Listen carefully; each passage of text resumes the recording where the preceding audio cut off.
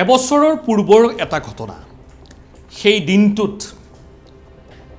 পত্নীক হত্যা কৰিছিল স্বামীয়ে আজি ঘাতকৰ আক্ৰমণৰ বলি হ'ল জীয়ৰী পত্নীক হত্যা কৰাৰ পিছত পিতৃ আছিল জেলত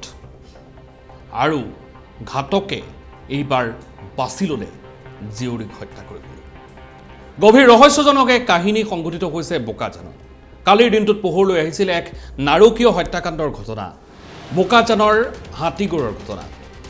এগৰাকী 30 বছৰীয়া উদীয়মান সম্ভাৱনাময় যুৱতীৰ অপমৃত্যু মৃত্যুৰ আঁৰত জড়িত হৈ থাকিব পাৰে এক জঘন্য ঘটনা বিবস্ত্ৰ অৱস্থাত উদ্ধাৰ কৰা হৈছিল মৃতদেহ দুদিন ধৰি বাসগৃহটোতে আবদ্ধ হৈ আছিল যুৱতীগৰাকীৰ নিথৰ দেহ দুদিন ধৰি ঘৰৰ কাষৰ কোনো ব্যক্তিয়ে প্ৰত্যক্ষ কৰা নাছিল সম্ভাৱনাময় যুৱতীগৰাকীৰ চাল চলন বা আহযাহ তেনে অৱস্থাত স্বাভাৱিকতে মানুহৰ সন্দেহ হৈছিল ক'ত গ'ল সেই উদীয়মান যুৱতীগৰাকী তাৎপৰ্যপূৰ্ণ বিষয় যে সাকিব খান নামৰ এগৰাকী যুৱকৰ সঘন আহযাহ ঘটিছিল সেই বাসগৃহটোলৈ আৰু তাৰ পিছতেই আজি উদ্ধাৰ হোৱা এই মৃতদেহৰ সমগ্ৰ ঘটনাটোৱে লৈছে এটা নতুন মোড় সমগ্ৰ বিষয়টোত বিভিন্ন ধৰণেৰে বিভিন্ন দৃষ্টিভংগীৰ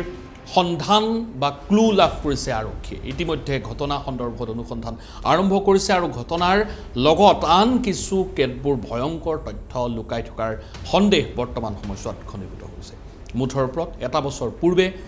সেই বাসগৃহটোতে এক নাৰকীয় হত্যাকাণ্ড সংঘটিত হৈছিল আৰু সেই যুৱতীগৰাকীয়ে নিজৰ মাতৃক হেৰুৱাইছিল আৰু পিতৃৰ ঠিকনা হৈছিল কাৰাগাৰ তেনে অৱস্থাত সেই যুৱতীগৰাকী মানসিকভাৱে অত্যন্ত দগ্ধ হৈ আছিল আৰু কঠিন সংগ্ৰামেৰে জীৱনটোক এক নতুন ৰূপ দিবলৈ আৰম্ভ কৰিছিল তেনে অৱস্থাত সেই যুৱতীগৰাকীও বাচি নাথাকিল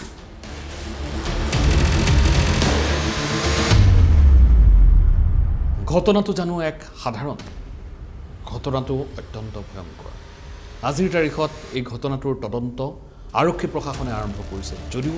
এখন ঘৰ সম্পূৰ্ণৰূপে থান বান হৈ গ'ল ধন্যবাদ